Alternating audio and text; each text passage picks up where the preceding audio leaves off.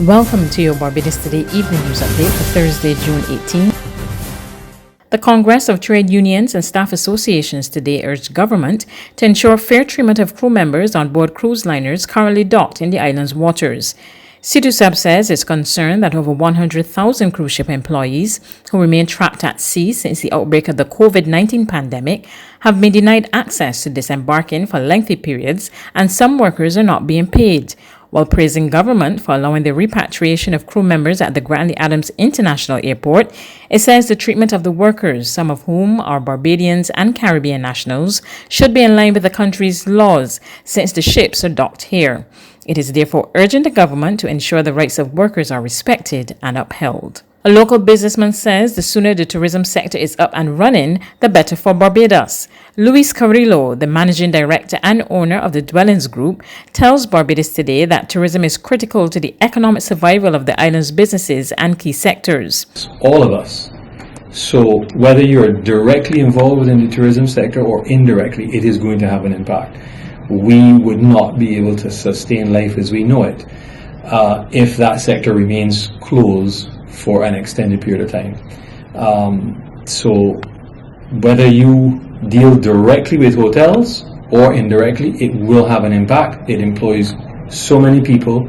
Those people who do not have employment will have a diminished impact in terms of their consumer spending in the economy. So we're all affected by it, and it is important, and I know that it is a priority that is being worked on right now as we speak to get that sector back open, and we can then only hope that we can do so safely, responsibly, and that ultimately the markets out there respond to us opening back up, and there's not a significant fallout, particularly for this coming winter season. He adds that any return to normalcy will largely depend on activity in the tourism sector. We need that to run this economy. Without the tourism dollars coming in, how do we get the foreign exchange to continue to run the economy? So then the local economy will start to have problems as well. I'm hopeful, though, that if we can do that, we can continue to have a good season, that the impact on the economy might be less, but it is really too early to determine what that will be. Barbados will need a lot more rain to ease current water shortages, so says Director of Engineering at the Barbados Water Authority, Charles Leslie, in response to complaints from communities hard hit by outages that while the island has been experiencing more rain, their taps are still dry. We tap into different aquifers across the island to supply water to the public for their consumption. The rate of infiltration into each aquifer is different. In some areas, rainfall gets into the aquifer within minutes, like up in the Bowmanston area, while in some other areas it takes weeks. The problem is, like with the areas like Bowmanston, is that just as quickly as the water enters, it disappears as well. So unless we have consistent, extended durations of rainfall, which will be necessary to positively increase the water levels in the aquifers, the water levels increase slightly and then they drop again. In today's COVID-19 update, health authorities tested another batch of crew members from cruise liners anchored off Barbados for COVID-19, but the tests were all negative. The Besta Santos Public Health Laboratory carried out 156 tests at the request of the ships. The lab also conducted 56 tests with no positive results. As a result, COVID-19 cases in Barbados remain at 97, 85 people have recovered, and 7 have died. The total tests conducted are 7,308. There's regional and international news after this short break.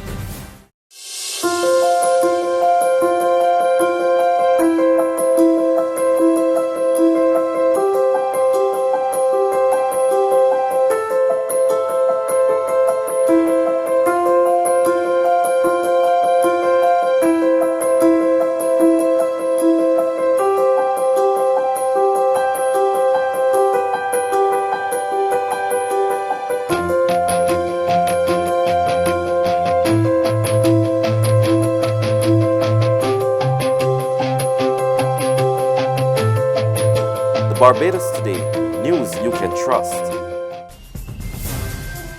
To regional news, the Guyana Court of Appeal will tomorrow hear a case filed by a private citizen seeking to block the declaration of the results of the March 2 regional and general elections. Eslyn David insists that there must first be a final credible count of the votes. The move has drawn the ire of the opposition leader Barrett Jagdeo, who slammed the APNU-AFC coalition for thwarting the will of the Guyanese people. The APNU camp then went and filed this disguised elections petition before the Court of Appeal. And now that's set for hearing at 1:30 tomorrow.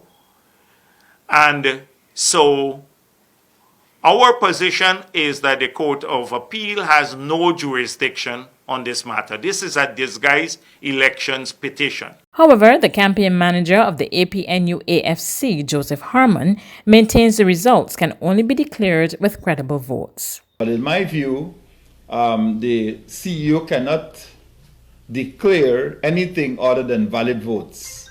And in his determination of what are valid votes, we would need to see those reports of the chief elections officer reflected in the way those votes are tallied.